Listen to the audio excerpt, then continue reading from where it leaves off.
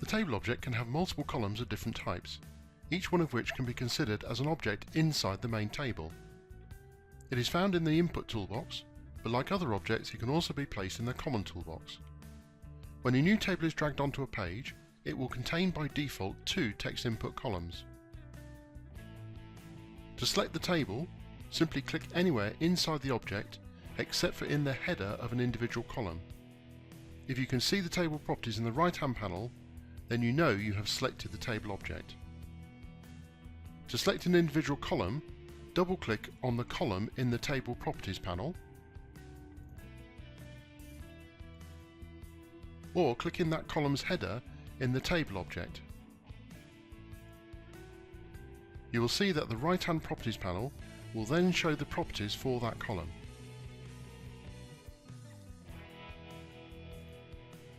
In the main table properties you can add more columns, but do use the adjacent drop-down to select the type of column you want to add before clicking the Add button. Once added, that column's properties will automatically be selected.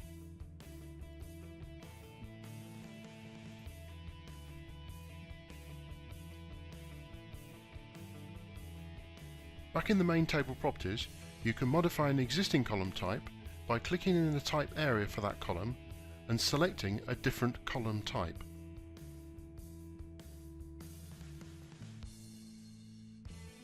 Note that the text area column is the equivalent of the multi-line text input object. Adjust the column order by using the up and down arrows.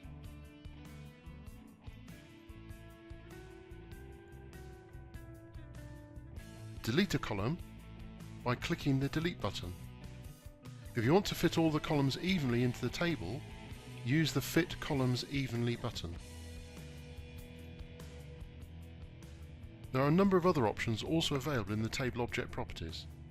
These include the option to show or not show a header, to change the header size, to show the buttons under the table, and to allow the user to resize the columns in runtime mode. You can also specify the height of each row and the maximum number of rows that can be added to the table.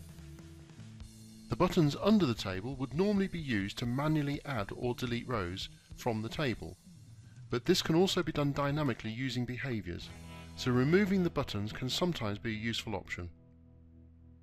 There's also a footer option. It's not selected by default, but if selected, it does add a footer field at the bottom of the table that can display the sum or average of the data in any numeric input column. More about that in a short while. Let's now turn to the individual column settings, and let's also be aware that different column types will have different properties, but we can look at some of the common ones now.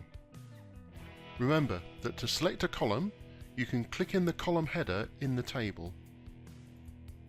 Most of the common properties are the same as those for the corresponding non-table related objects, and as always, we do strongly recommend that you include a suitable name for each column. You'll also see the column width property here too. You should set the width of the column based on the expected data being input, but also with consideration to the width of the table object and the other columns. Do be aware that there will often be a discrepancy between the width of the table object and the combined width of the individual columns, and in such cases it will be the right-hand column that is increased or decreased to make up the difference.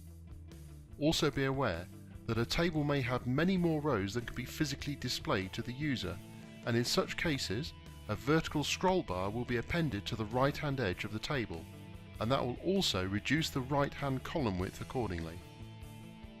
In the numeric input column specifically, you will find the footer row property, which allows you to select whether to display the sum or average of the column.